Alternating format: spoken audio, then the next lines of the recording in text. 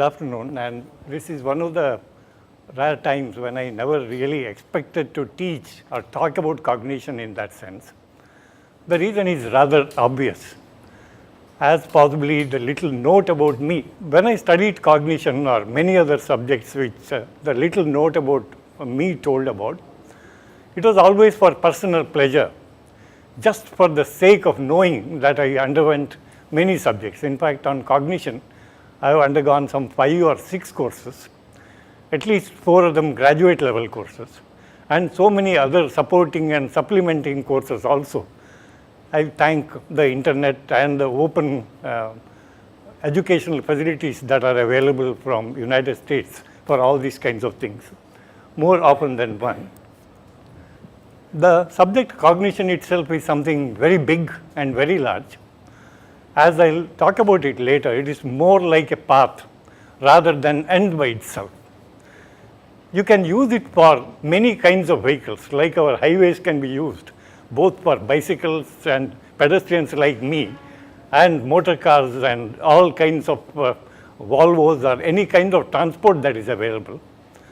The very same path can be used. The cognitive path can be used for many applications that come.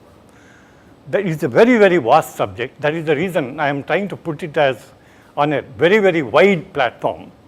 So possibly the entire lecture today, that another 45 minutes or so, I will not be talking much about cognition per se, but whatever that relates to cognition and how exactly it came into existence in that kind of a form, kind of a thing, more often than not. This is one of the persons that we lost just a few days back. Professor Nalini Ambadi died on the 28th of October in just about a year back. She worked as a professor at in the Department of Psychology in the University of the Stanford University, and her subject basically was social psychology. But the kind of inputs and experiments that they did in her lifetime are a lesson to all of us. All experiments, any physical experiment even, finally falls into the level of cognition at some level or the other. I'll tell you why. What happens is, any kind of an experiment that you do, you work with some knowns and many unknowns to that extent. From the knowns, you try to understand and approach the unknown. Generally, most of the experiments that we have are not quite predictable. The results are not predictable unless you really cook your experiments up. But that is the kind of result that she was working on. Her major work was on intuition of all the things on earth. And some of the simplicity of some of her experiments are reminiscent of almost the experiments of our other great Indian, Professor Villayanur Ramchandran's experiments. The beauty about Nalini Ambadi's experiments might be, I have to give an example just to tell you what the thing is about. Just to find out if there is anything like a thin slice or a thin wall between reality and virtuality, she took her students, showed them some 2-minute clippings of lectures by professors whom the students did not know, muted all the lectures out, and asked them to evaluate them. Only by the gestures, the presentation, facial expressions, or anything that is there. An entire oral cognition level was blocked, and non-oral, non-verbal communication, to what extent a professor could communicate to a student who may not be a student of that particular subject at all, was shown. The assessments were complete, and they were compared later with actual assessments of the students of those very professors who had done that and understood that. The results were much better than a match to each other. The non-verbal communication was almost complete, as complete as possible. I am not bothered so much about the result, but I am trying to tell you the simplicity of that experiment that goes just to get such results, especially in India, where we don't have that kind of funds for most of our experiments. Every time it is necessary to make our experiments as simple as possible, then possibly from the results that you can obtain, try to go as detailed as possible into the world of those kinds of things. That is one of the lessons that we understand and we have to learn from Nalini Ambadi. She died out of cancer. I mean, she succumbed to cancer. She had leukemia. They were looking for bone marrow transplant. They could not manage it in US. Finally, she died after about 3 months and more of suffering. But that is not what is important. That a brilliant mind who could design experiments, very simple experiments, to get very, very complex results is an ideal that you learn from everyone that you lose in that sense. This is another person, David Huber. He was the Nobel laureate of 1981, died on 22nd September, again in 2013, at a ripe age of 87, as the next one would show. We learnt a few things from him, which I would like to sort of discuss with you.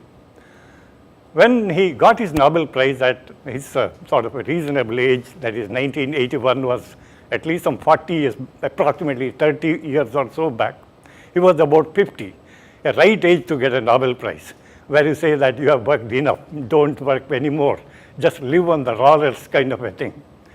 He decided to write a book on whatever that he had earned and worked on for 34 years.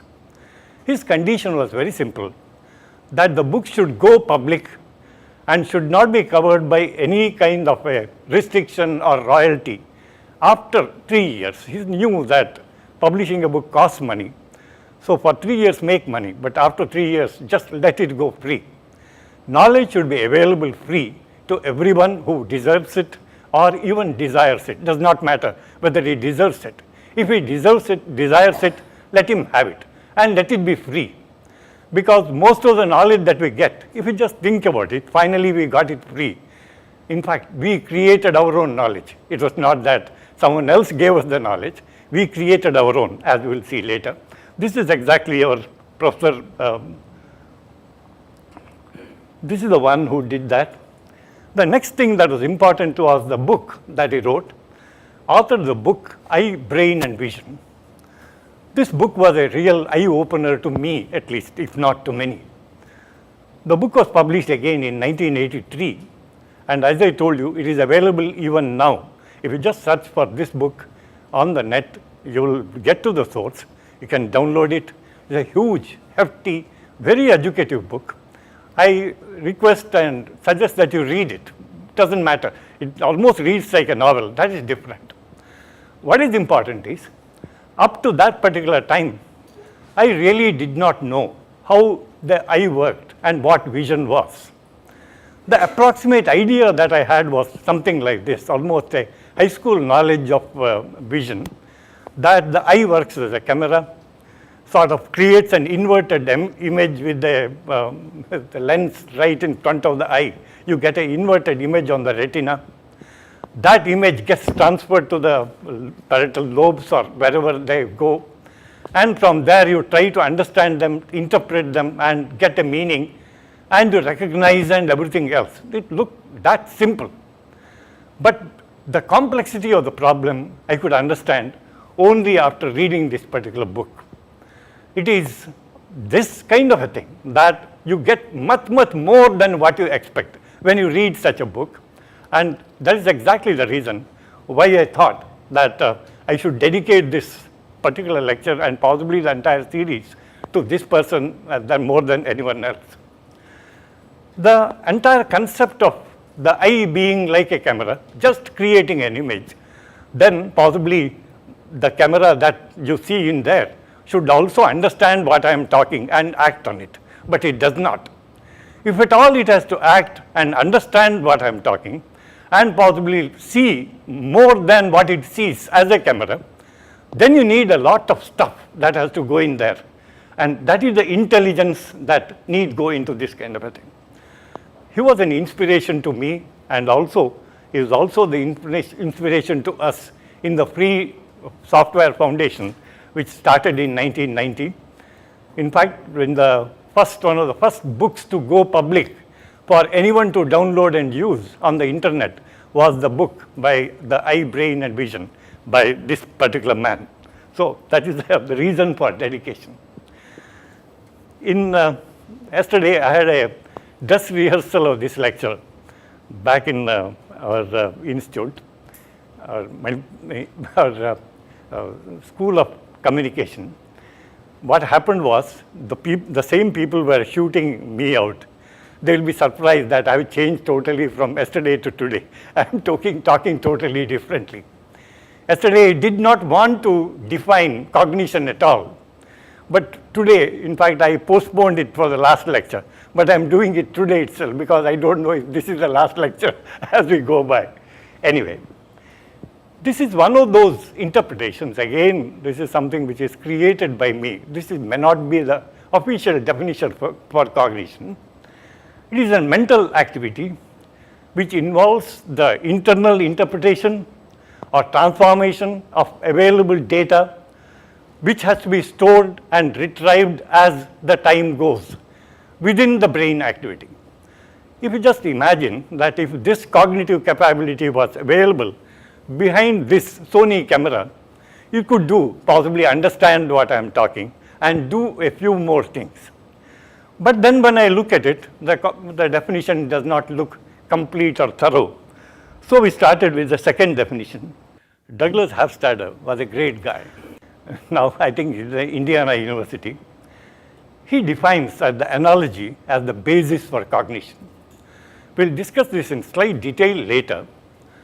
Entire concept of understanding the world, whether it is visual or oral or anything else that we have, it is all a comparison between a standard that we carry or the standard that we have created, a template that we have created, and whatever that comes in new. My friend here, Unnikrishnan, will tell you that one of the important cognitive experiments that he has been doing is on identification of faces.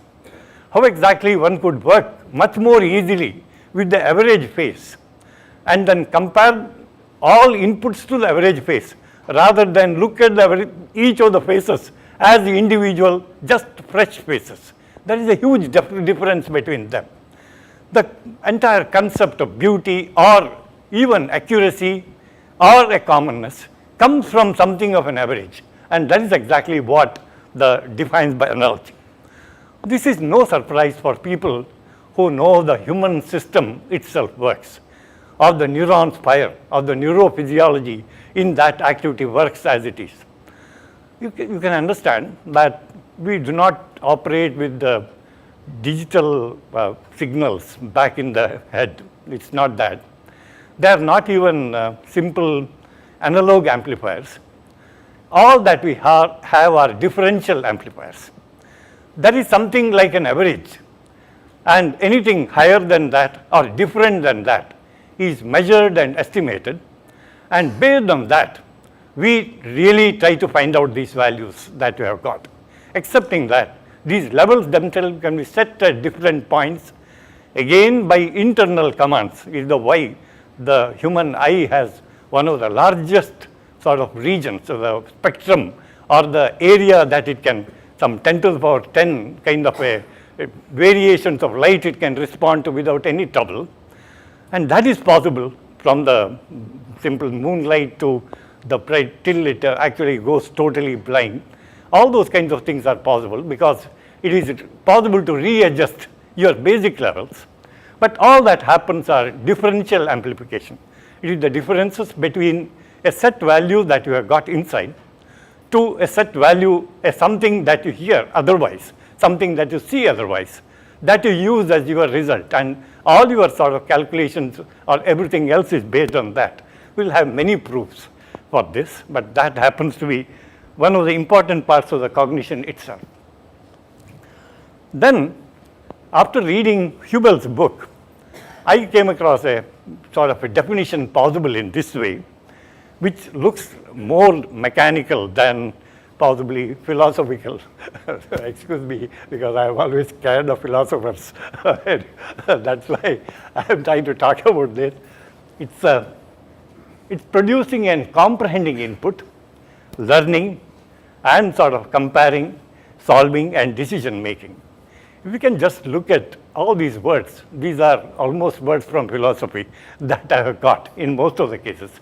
Accepting the one, comprehending the input. So this is exactly what the entire thing is about. The human being as it is gets so many inputs from so many sources. It can be touch, or it can be smell, it can be taste, it may be oral, or it can be visual. All these inputs cannot be handled raw as they are in your system.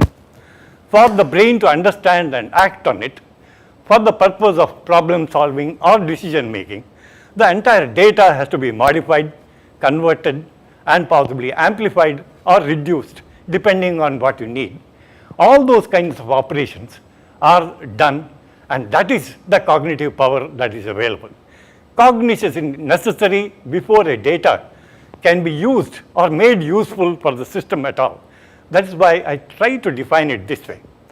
This is even much more sensible when it comes to vision, and it's valid so much more from Professor Hubel's work.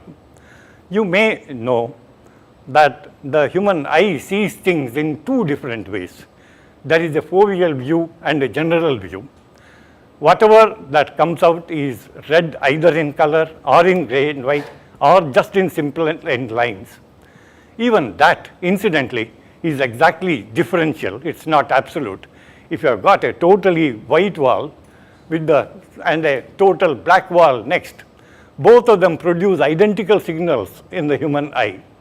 Only the area where there is a change looks different in the basic signals. That has been done by Hubel's work.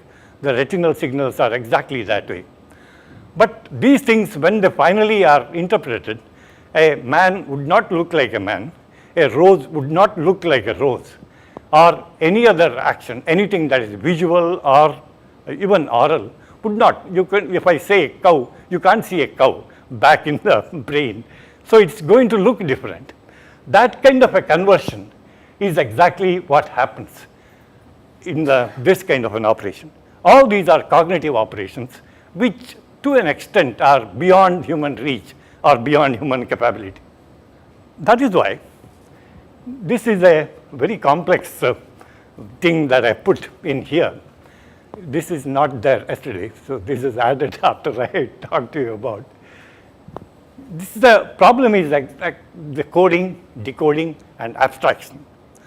We'll see later that whenever a problem is solved by the human brain, it takes an input from the real world, something which is physical, something which can be heard, which can be recorded, documented, or photographed. From that, it generates some abstractions, some kinds of positives, negatives, differences, or anything else that exists. And from these kinds of abstractions, it compares on its own memory, both short-term and long-term memory that it might have, calls on those kinds of things, and then comes to the process of problem solving and decision making. Whatever that I've got there as a corollary is something very important. Some of these operations can be duplicated mathematically. Just when I told you that it is a difference amplifier, well, that is a differential equation that you can use for handling quite a few of those kinds of things, making it computer compatible at some level or the other. Marvin Minsky and his group at MIT and Artificial Intelligence have been working exactly on that, which are the brain functions that you can put into a computer and make it look like a mathematical equation. It may be comparing two quantities. It may be finding the gap or the position or a sort of an area where it changes from one to the other, finding out if something is a straight line or a curve. All those kinds of things can be done both by a computer and also by the human brain. Might be we can make the human brain's task a little simpler by using a computer for that job. Computer, after all, is a tool. Whatever be its applications, it may be possible. That is why I come to the last line in here, which is one of my best examples that I've got. Cognition is not a vehicle. It is not something which can solve your problem, but it is a road in which you also can solve your problems. It allows for communication. It allows for interaction. The road remains where it is, but it provides the interaction between Udupi and Manipal or anything else. You have to carry your vehicle in there, or like me, you have to walk the entire distance down. but it provides that means for communication between those areas. So it's of importance to the communication people that all kinds of communication later will be entirely dependent on how exactly it is cognited or cognitive approach to the problem becomes possible. This was not a surprise to me because being an old man in the Indian context, we have a saying that ekam nihanam bahavo rathasa. Our goal is the same, but we take different vehicles, is a word from Atharva Veda. Looks very, very appropriate even for these things. It is not rathao, it is rastao, it is a single road that is there, but you can use for different applications. All this goes as a preliminary introduction to the cognition, or whatever that we have to say about cognition. My friends back in their excuse, this is totally different than what I talked yesterday. So that's one of the things. Yeah. I'm very, very fond of this particular comparison that I carry. In every class, whatever that I talk about this. Just because for everything, we tend to use a computer for many of the applications that we have as an aid and support to whatever that we do. But what exactly is it? There is a human-centered view and a technology-centered view for computers and human beings. The technology-centered view of humans exists, and also a technology-centered view of the humans exist, the computers exist. And we can also have men and machines can be compared. The reason why I'm talking about this is very simple. Computers finally are machines. The most important characteristic of a machine is it is man-made. It's nothing which was born out of that. It's not something which has came out of nature. It's something which you have to build yourself. There is some human effort that has gone in building it. There is final human knowledge that has gone into it. And usually I spend about 30 minutes on this, so I'm not going to bother you about it. But just to tell you that all kinds of problems have two views. There is a machine-centered view or a technology-centered view, and there is also a human-centered view. By cognition, we mean at some level or other a hybridization of the two. We tend to mix the humans and the technology in such a way that the best of the two areas are available to us, whatever that happens. Just to give a small example, a computer is always supposed to be accurate with its results. The human is supposed to be very, very lazy and he can err. So the chances that if you just replace that part of the human activity with a computer, well, you are sure of your quick and fast and accurate results. So far as the person is not Shakuntala Devi, we are quite happy with whatever that we have. This is one of those things, but let me just leave it alone. This is the best of the things that I have. I enjoy talking about two people who are sort of great persons in themselves. Everyone knows about Euclid, especially philosophers talk a lot about, or very little about Euclid. They talk a lot about Descartes, who comes in later.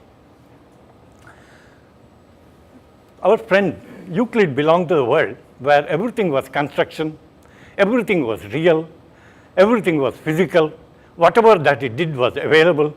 And obviously, if you have read his famous Elements, the very first sutra in that sense, the very first principle, he has to say that is a point is not divisible. A point has no parts. It can't have parts kind of a thing at all. The second sutra says a line has two ends. So the two ends are points, and I don't know how they are connected. So the line is that way. It is a one-dimensional thing with the 2 points at the two ends of the line, and that is how it is. All these things are real. That is why all work that goes in geometry we call as a constructions. These are real. These are civil engineering work. They are available. They are brick and mortar. They are available physically. You can touch it, feel it, break your head on it if required. All those things are possible. Euclid belongs to that world, a world of reality, a world that you can feel and experience and act on. That's what it is. Then came our good friend Descartes with his problems. He thought that looks very surprising that, well, if you have to explain so many other phenomena, understand the world mathematically, we should have a concept of negative numbers. This was the first invention from Descartes that what is negative numbers? In fact, the first abstraction happens when we say it is negative. If I say I have got a hand or I have got 5 rupees in my pocket, well, that is real, that is Euclidean. But if I say minus 5 rupees, or if I don't have a hand, or there is no hand, well, it's abstraction. You don't know where the hand is, whether it is there at all. It opens a huge, all the, at least those 8 more sort of quadrants sort of come into that effect straight away. We really don't know what things are happening. That is exactly that kind of a thing. And there is something beautiful about being negative. There is a minus 5 rupees and minus 10 rupees are the same because they don't exist with you anyway. They can't be seen, they are not physical. But real 5 rupees and 10 rupees are not the same, they are different. One can buy only half a cup of tea, the 10 rupees can buy hopefully 1 full cup of tea. So there is a difference between those kinds of things. That is exactly that. Whatever that is not seeable, not physically possible, can be represented. Cartesian coordinate system that we use after Descartes does exactly that. It allows you to visualize, see for yourself what minus 5 rupees is like. And the minus 5 in a Cartesian coordinate system is not equal to minus 10. Minus 10 is elsewhere. So there is a difference between them. Even that can be seen. That is exactly a reality. There is a visual reality or a visualization of the unseen, the total abstraction that was there in the other system now has become possible to be realized and it is possible to visualize. That is what happens with Descartes. So we call Descartes the first computer man in that sense. A total abstraction of whatever information that was possible now is available in this kind of a sense. We can go on and talking about this. I will not spend much time on this because at some other time we will have a special topic totally on linguistics and that kind of a things. But it's enough to tell you that even as of today, besides computer science and linguistics, there are many areas in which cognition being used and utilized and some very, very interesting results are being derived. I have not included in particular general social part of psychology, but when I say psychology, it means every other brand and variety of psychology that exists. All of them come into the fold of these kinds of things. And this is what exactly the consciousness and cognition are sort of sometimes used in some reinterpretable ways, or that is a sort of a joining of the kinds of things that happens, but it is that. But as of today, cognitive research, cognition-based research, cognition as a tool kind of a research happens mainly in these fields. There are, I can sort of identify areas and places where this kind of a research is being done, where a huge lot of publications come up, particularly in computer science, in education. Especially Harvard has a total school on education in which there is a cognitive education and cognizance in education is being studied in great detail. And they come out with some fantastic publications. I suggest you have a look at them sometime when it's convenient. Then I have got a small little play acting that I have to do. Maybe not to get you bored, but just to tell you a little about what exactly cognition means and where exactly cognitive capacities come into picture. I request my friend Mr. Thomas to come and help me because I am a very, very poor artist. That is one of the things. Please come down. There is only small area that is available here where you have to draw. Well, yeah, you can draw here, provided they can see it. Yeah, that's no problem. They can see that too. Well, yes, yeah. I want him A first. A because the A is the first letter. That's one of them. Then if I draw an A, it looks like an apple. And when he draws it, it really looks like an A. That's no problem. So that's why I requested him to draw an A. This A somehow came into existence. And he was sort of worried that he was alone.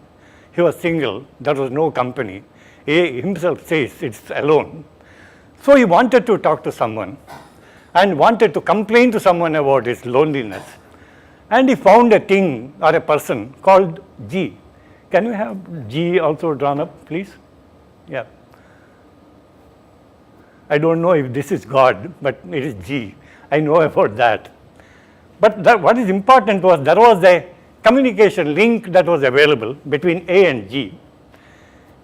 What A talked or communicated, G understood, and what G talked, possibly A understood. And between them, there was not much of a problem. They understood each other. So I'm trying to say that between G and A, there was a communication link, a cognitive link. Now, what it contained, we don't know. We'll talk about it later. Then finally, after the discussion, G heard the complaint of A, and G had the capability to give him an E.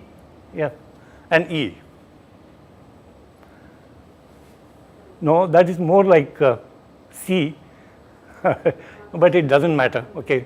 C and G, there is a cognitive error between me and him, or communication error.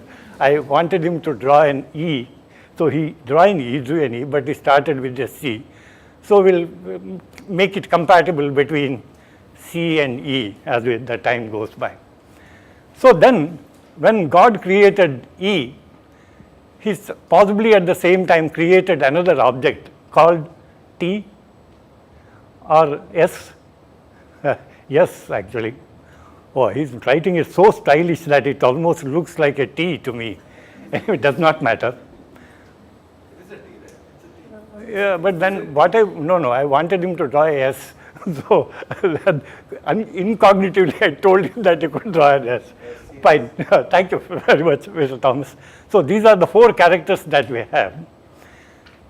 You will be surprised that there will be a cognitive error, that it is A, G, and C, and T.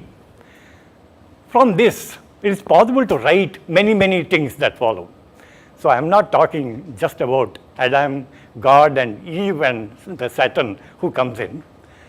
They all talked, or at least A, E, and S talked in a common language. They could understand each other. I don't know if G understood what went on between E and S, or A and S for that matter. The language is still uncertain. So it is the story of Genesis, the biblical story that I want to tell you. That is exactly the first question that I have got. It was important that the demands and requirements of each of those characters, whatever that each character had to do under a command or as an order or as a function, had to be understood, and finally it has to be communicated between them. So we assume that when God talked to Adam, or the Satan talked to Adam, or Satan talked to Eve, I don't know if she talked. There could be Tejpal issues coming in there anyway. But anyway, possibly he didn't talk. But once they talked, there is all the kinds of things happening. Most important is whatever that was demanded of that particular occasion was communicated. That means there was a cognitive area, there is a commonness of their area, their thought, or their interest that matched at that particular point. This becomes a very important part of that. So, spoken languages, okay, I don't know what went on between A and E or A and S has not been we don't know, as I told you, in what language it went. But has it been written down? I don't know if there was a script available at that particular time. But all that I want to say that whatever that went on between A and E has been written down in our genes under the A, G, C, T. That is why I wanted them to be drawn that way. So the A, G, C, T carries the entire information that went on between them. And there is another thing that I want to tell you. The moment an A and E met and produced a new variety of an issue, whoever it is, the genetic structure of the next one is not identical to A and E. It is a hybridized version that you come with, something which is modified and comes in a totally modified form. Each one of them have to contribute, both A and E have to contribute something to produce the new issues. Very surprisingly, this is true even for languages. I don't know, E was just born that time from the rib of A. Then he had to talk to her. Saturn helped making the understanding clear between the two. But when they started talking to each other, there was this problem that whatever the words or the vocabulary that E had and A had to be enhanced, modified, and possibly standardized before it could become a language which could be understood by both. Just to simply say that there is no pure genes, Adam's genes are not available as they are with any one of us. It has changed. So also the language. Language changes every 10 kilometers, as they say. But the changes are obviously this way. Whenever two people meet, the language that goes as a communication link between them changes into their own. It may be tonal changes, it may be alphabetical changes, or it may be anything of that particular kind, but it changes. For this, I have got a proof from all these people put together. That's why I'm bringing in Darwin as the first person who told me that it is so. Lynn Margulis, the hungry genes person, Kirtana knows about him, and obviously the one who has done a lot of work on that kind of a thing. And then obviously Dawkins, who puts the entire picture together for us, Richard Dawkins. That's why we have got this kind of a thing. It's playing on those kinds of things. That apart, now we come to this very complex situation that comes. How much of this are we going to talk as science, and how much of this is technology? The answer is, in a way, is very simple. The human brain, study of that is science. Making a computer and using a computer is technology. Very simple. It's as easy as that. But does it stop there?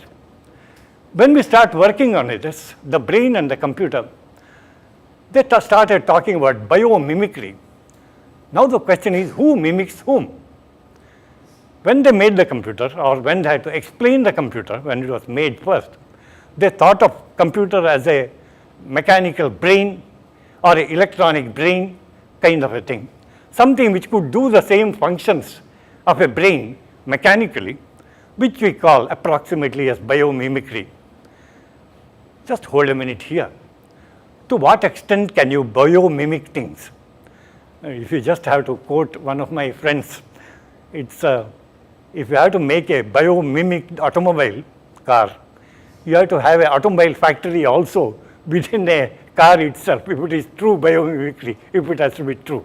Well, it can't be. So biomimicry is impossible.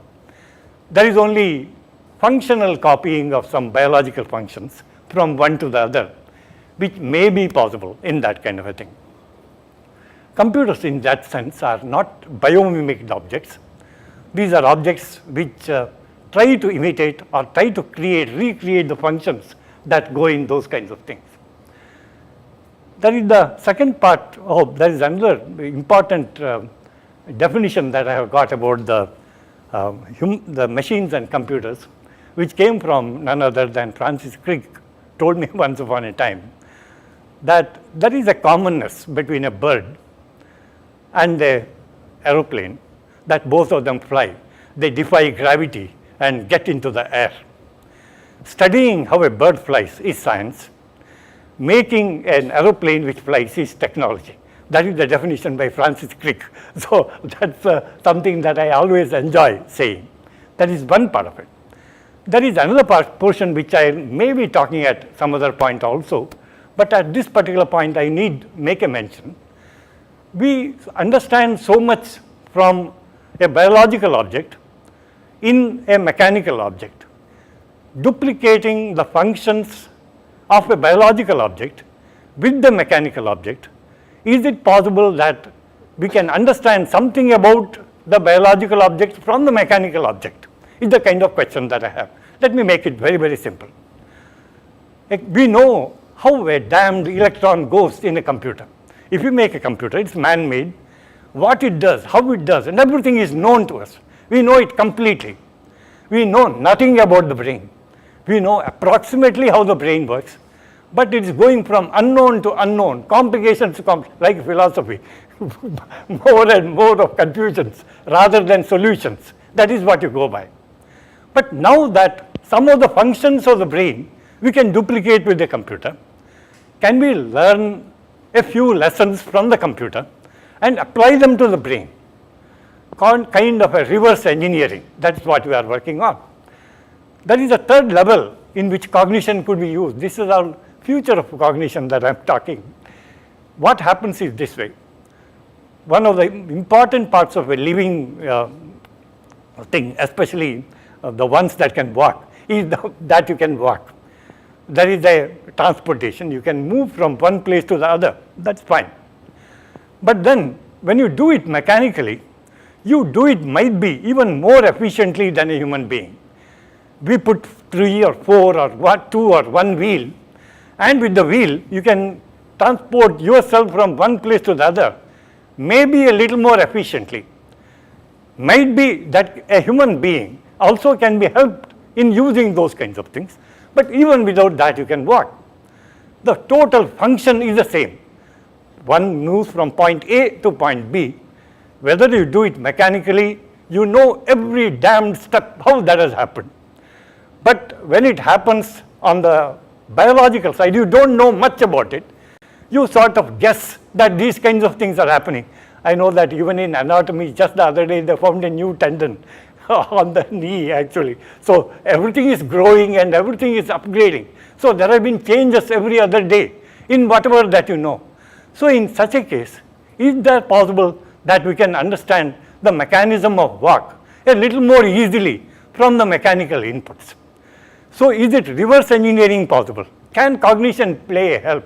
Is the kind of roles that I want to talk about. That is one thing. And then there is a general belief, like what I said, that science does not bluff. It is always true.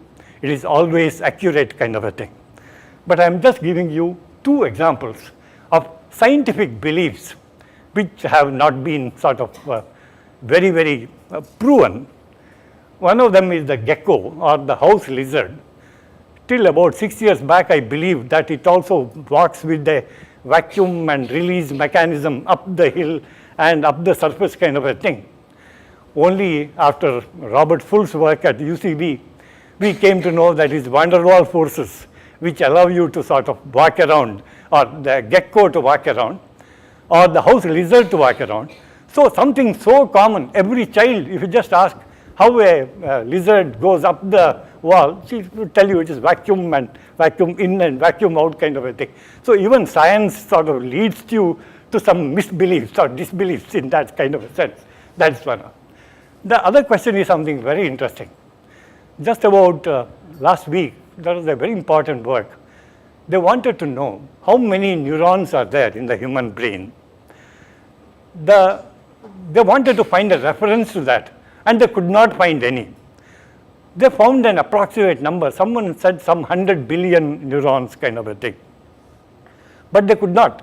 It's an unproven thing. Someone said it's a lot, like our being say there are Ravana has 10 heads or another one has 1,000 heads kind of a thing. Everyone believes. They don't count whether it is 9 or 11. So just say 10 or 1,000 kind of a thing. That's how the things have gone.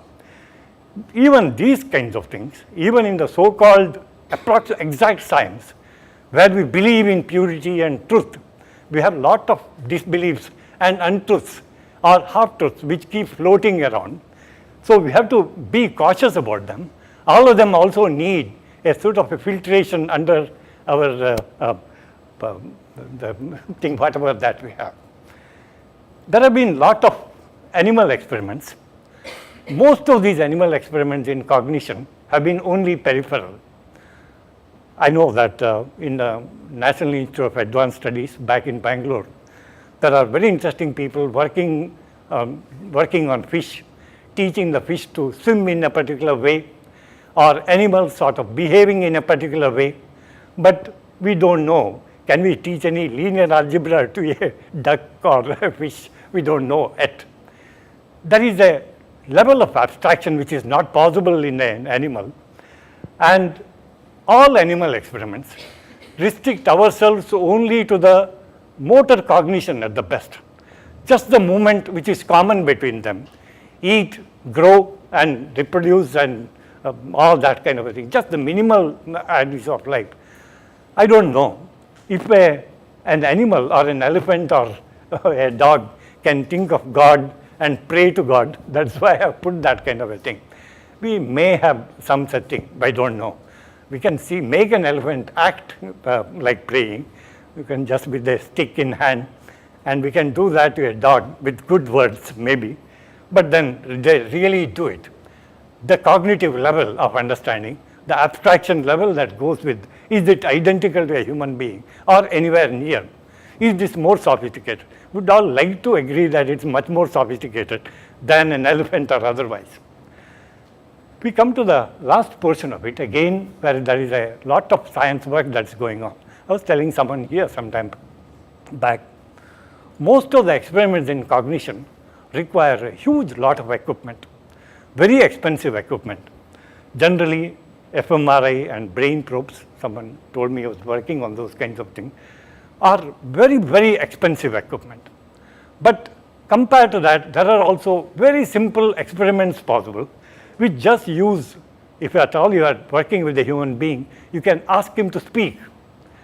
Maybe there is a change in, or there is a shortcoming in his description, but then, especially if you take our friend Unnikrishnan's way of prompting him, giving him a few answers and choose the right answer, then we are directing him, we are helping him in choose the right answer.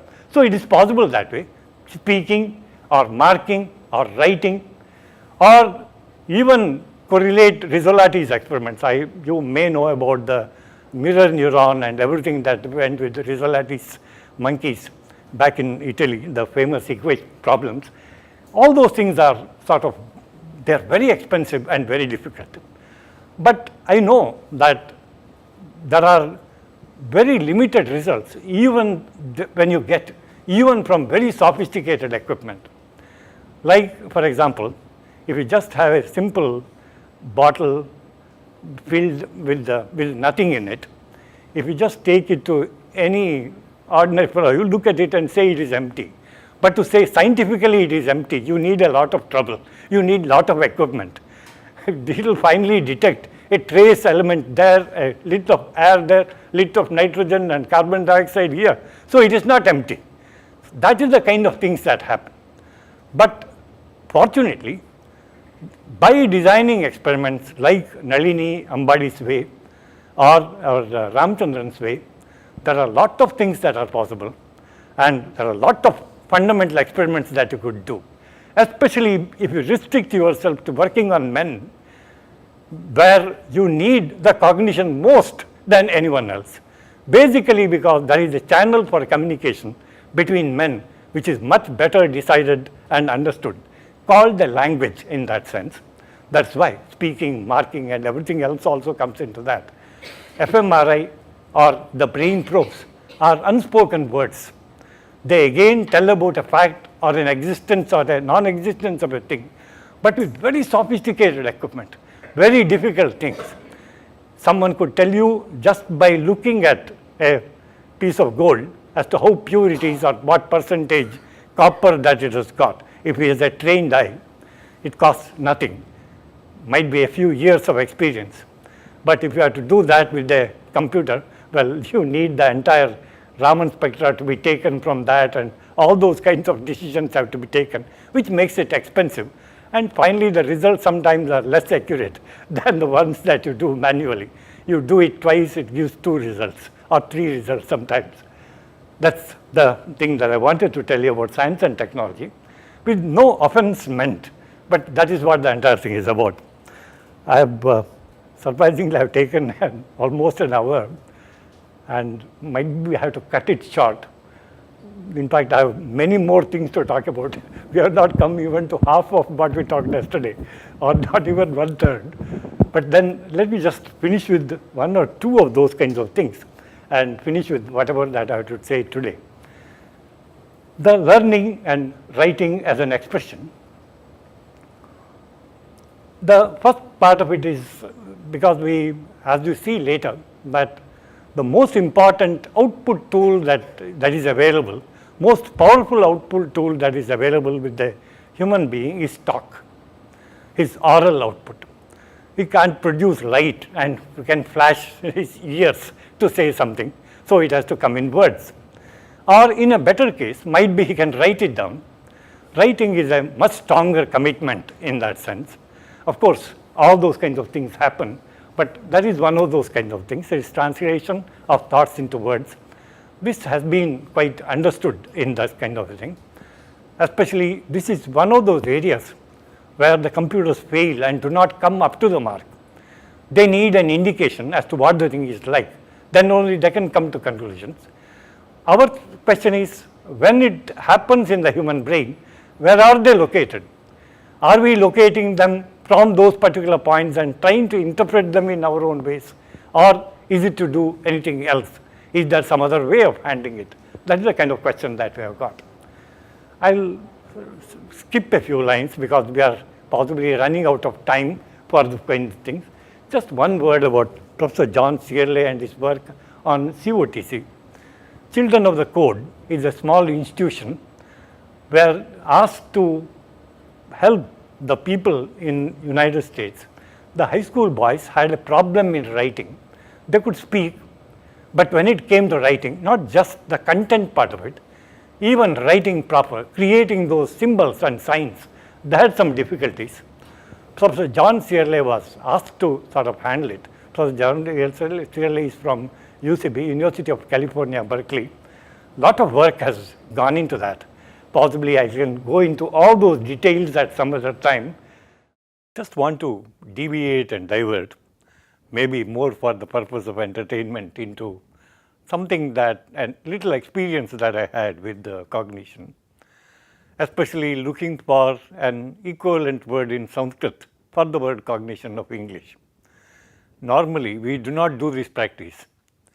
We try to find English words for Sanskrit words of Vedanta or anything that comes.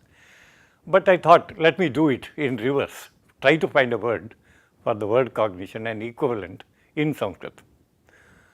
There were many candidates, and very surprisingly, I found that one of the most important candidates happened to be prajnana, which is used in the Manipal University's logo as Prajnanam Brahma. That led me on a wild hunt, and finally I went through many other things. And whatever that I sort of came across is what I want to share with you, which looked very, very interesting. And surprisingly, it has something like a relation to cognition in general. Let me tell you right in the beginning, we still do not know if prajnana is an exact word for cognition. But it takes a slightly different route when we understand the importance of Prajnanam Brahma as a Mahavakya, a great sentence or a quotable quote which has been used by people. In the Indian context, there are many rebirths that are possible. In fact, when the child is born and he is baptized, that is his first birth. Then baptization itself could be like a second birth. Sometimes there is a sending to school kind of a ceremony, which is a third birth, if you want to call it. And for some reason, if he decides to renounce a world, there is a ritual sort of a dying. He sort of undergoes a ritual death and then is reborn as a sannyasi or a seeker in that particular sense. When this happens, usually as a ritual, there is some very interesting things that happen. One of them is the guru comes to the one who has been being ordained into sannyasa, covers the thing up and utters in his ears 4 great words, or Mahavakyas as they are called. This is exactly like asking the person who has just joined or joined the order to memorize these 4 sentences, learn them, and from them find the unity of the world, a meaning for the world. In fact, this happens to be a cognitive effort. Let me explain the whole thing to you. Prajnanam Brahma literally means a kind of a specific knowledge is the creator, is the word that is used. This comes from Aitareya Upanishad and is a very important saying in that, which has always, as I told you, has also been accepted as the logo or the aim of our university, Manipal University itself. There are 4 more, and I will not bother you about all the 4 and go into explaining those kinds of things. The second one happens to be the most important one, comes from Brihadaranyaka Upanishad, and it says, Aham Brahmasmi, I am the creator. This has been sufficiently misunderstood and misinterpreted by all the philosophers who go later. But the Guru, when he ordains the student, tells him that all these 4 Mahavakyas that he has heard are identical, they mean the same, and when he understands that all the 4 are the same, he has achieved his goal of perfection. He is a perfect sannyasi from that particular onwards, and he is ready to learn. That is what they have to say. I did a bit of brooding on these characters, especially the Aham Brahmasmi part of it, which has been sort of raised to great heights by Shankaracharya at a later time, or Govinda Bhagavatpada, his teacher, or the earlier teachers who have sort of brooded upon that and did a lot of thinking. Cognitively, it is something like this. A child is born to earth with all his equipment ready. Technically, he can walk, he has legs, all the muscles are there in place. He has got his ears and eardrums, he can hear, and he can speak, that is his mouth. Technically, it can produce all the sounds that are necessary. He can see and interpret the way that is required. He has got the brain, and all the motor mechanisms are available in that sense. Accepting that, the child comes almost as a blank. He doesn't know, there is no knowledge in him yet of the world. Then what does the child do? The child's brain keeps on collecting information about the world, collects whatever that comes to it through its inputs, either by touch or by smell or by the taste or by the sound, auditory, or the vision, whatever it sees. From these kinds of things, he creates his own virtual world. He associates meanings and creates meanings for the words that he hears. And the world that he has created, he is the creator. No one else gives him a ready-made world. He is only a glimpse of other people's world, but then he is left to create the world to himself. This is exactly what cognition means. Cognition, in that sense, is creating your own world from the inputs that are available to you. All the kinds of algorithms for transformation or transfer or transliteration of available inputs into this magnificent output of the world that you created for yourself is what cognition is about.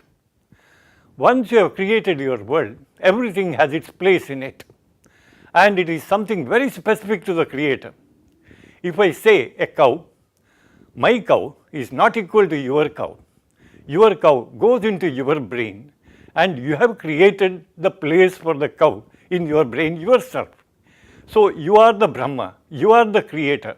If you use this fantastic meaning for the word Brahma as the creator, it makes sense. I am my own Brahma. I live in a virtual world which I created at different times. I created it not just by myself, but from all the inputs that I got. And especially if it was a sannyasi who was creating a new world for himself, it is to start from blank, erase all your earlier memories, erase all your earlier world, now create a new virtual world of your own based on the learnings of the teachers and everyone that is associated in that sense. So this is the vast meaning of everything else. Technically, Prajnanam Brahma, Tattvamasi, or every other Mahavakya of the earlier times, all created in centuries earlier than all of us, maybe some 30 centuries earlier to us, still carries the same kind of meaning. And whether they knew cognition as a word or not, they knew what cognitive learning is about. They had their sense of cognitive intelligence and cognitive way of handling things. I think this is good enough as a sort of a second insertion. From this, we will go on for some more of the virtual views of the world as they happen under modern times and under the European or American or English or the modern views of life. Thank you very much for your patient listening.